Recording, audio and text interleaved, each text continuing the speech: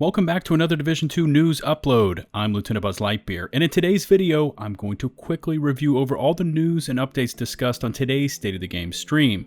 We've got issues that were acknowledged as not working correctly with Title Update 10 going live yesterday, including Season 2 issues. Loot and crafting were discussed, and the raid to quickly cover over.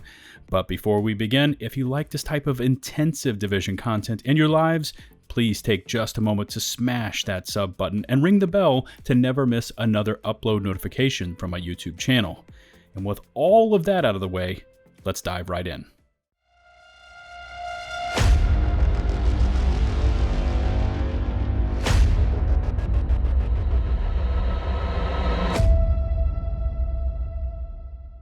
Today's stream was conducted by Hamish, Nikki, and Yannick. And first things first, they dove right into priority alerts as there were some issues with Title Update 10 going live yesterday. First up, and very near and dear to my heart, was the Blinder Firefly cooldown delay until after the effect has been applied, and that was unintended and will be fixed, which is great news for crowd control build users, as not only was the duration reduced quite a bit in Title Update 10, but the cooldown stayed the same. And then this unintended effect of having to wait until all the targets were marked and blinded before that cooldown began was just overwhelming. So I'm glad to see that that's going to be fixed. Next up, the Merciless or Ruthless is not gaining stacks correctly when used with Negotiator's Dilemma, and ND seems to be a sore spot for the Division 2 dev team right now. They can't seem to get it quite balanced out correctly and working properly, especially in PvP, which leads me to the next item, which is Negotiator's Dilemma is still doing incorrect or lower than intended amounts of damage versus marked targets in PvP. So once again, Negotiator's Dilemma is having issues. It is not working correctly with the Merciless extra weapon explosive damage stacks, and it's not doing what it's supposed to be doing in PvP. The Vanguard talent duration UI will be fixed in a later update. Remember, the ability of the shield to be indestructible was lowered for TU10, but the UI will still say it's a little higher than it's supposed to be, but that's going to be fixed in a later update. And finally, the rifle base ammo going up by 50% in Title Update 10 is currently not working, but it was intended to be part of TU10, and I'm currently seeing the effects of that in both Heroic and Legendary as I'm having to hit that ammo crate a lot more than I'd like to. So if they can get that one implemented as soon as possible, that would be greatly appreciated. So next up, and it was a huge issue as of yesterday, but then was deactivated, was Seasons, and more specifically Season 2. And apparently, according to the dev team, and this is the way they explained it, in between Season 1 and 2, obviously we have this week, there's a break, so the game sensed that you were due rewards and granted all of Season 2 immediately. So if you were at Season 1, level 100, it actually, I guess, overlaid that onto Season 2 and said, oh, well, you know, Buzz is at Season 1, level 100, but it's actually Season 2, which is give them all the rewards. Not that I purchased it, it was all deactivated before I did so anyway, and I'm probably not going to purchase the Premium Pass for Season 2. I just don't feel like grinding away for cosmetics. Anyway, they did state that it will, all those rewards for those of you who did purchase the Season Pass and got all those rewards instantly, they will not be taken away. And included in there are the Vial and Mantis. Those are both, that's the exotic mask and the exotic SRS sniper rifle drops.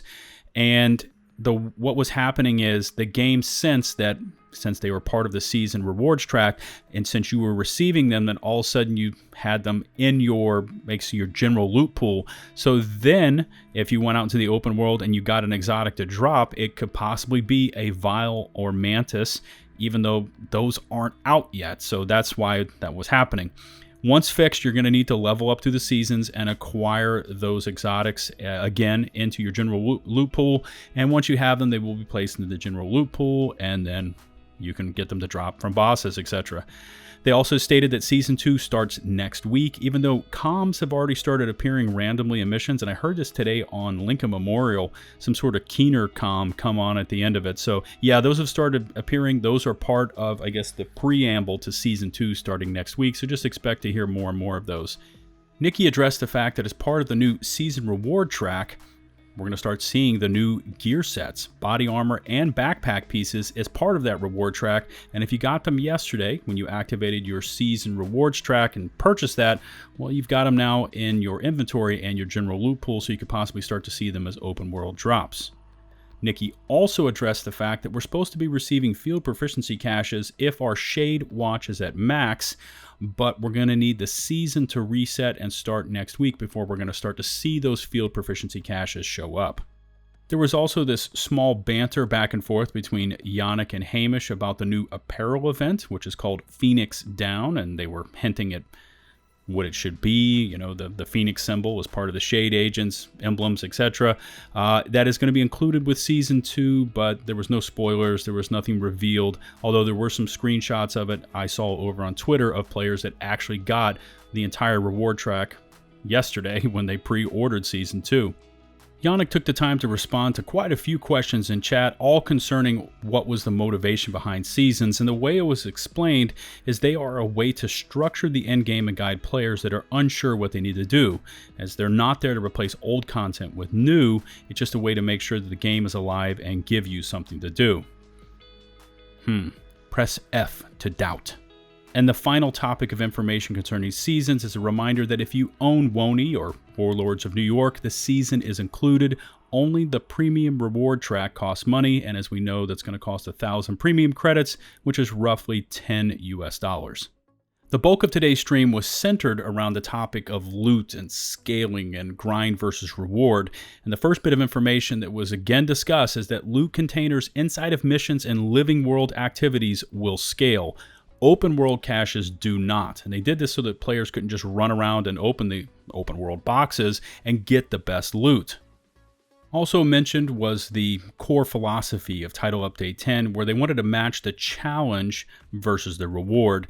And what they did discuss is that loot drops already scaled with NPC difficulty, just all of the old caches, etc., did not. And they also addressed many of the minimum rolls issues, as we used to find gear in the open world that had absolutely the most minimal roll you could find on it.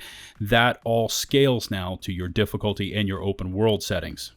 Also hinted at and slightly discussed was a new Regulus Exotic Magnum crafting quest, which is tied to the raid, which apparently you have to go and get the blueprint from the final boss on the new raid, and then you have to go through this quest line of acquiring, I guess, bits and pieces or materials before you can actually craft it at the bench, which is different than what we currently have with the exotic for the Dark Hours raid, the Eagle Bearer, and the other exotic, the rifle that you're going to get from the new raid, the Ravenous. Those are RNG loot drops.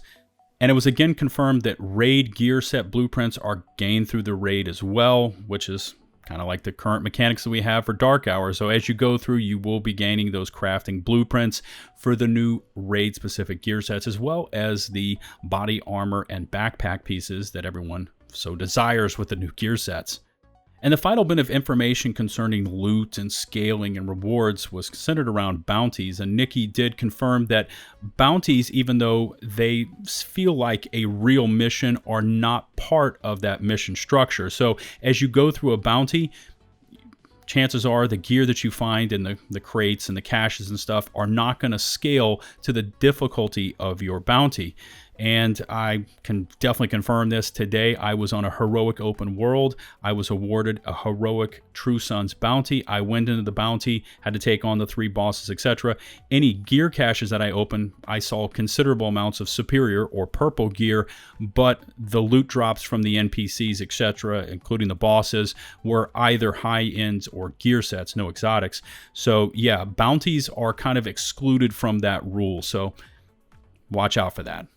Again, there was some information confirmed about the Iron Horse raid. It starts on June 30th with a level 40 raid. There is going to be a world's first race for that, and they are considering a level 30 raid, world's first race, the week after, as they didn't want those two to actually conflict against each other, and then there was possibly going to be a debate about which one was harder.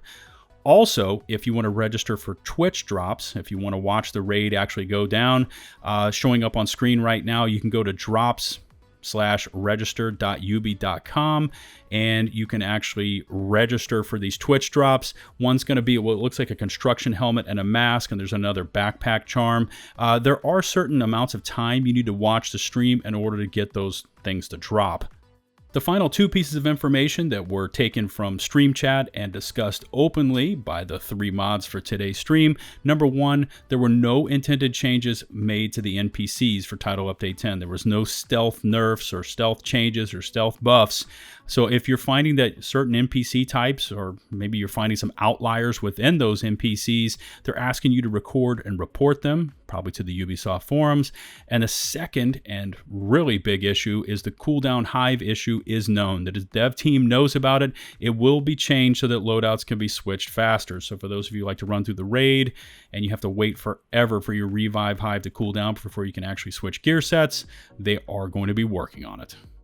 That's going to wrap up today's video, and as always, I look forward to reading your feedback in the comment section below. Please smash that sub button and ring the bell to never miss another upload notification from my channel. If you liked the video, rate it with a thumbs up, if not, with a thumbs down. If you feel up to supporting my full-time content creation outside of YouTube, Patreon and Teespring merch links in the video description below. Don't forget to follow me on Twitter for all my latest thoughts concerning most things gaming related, and until the next one, this is LtBuzzLitebeer, signing off.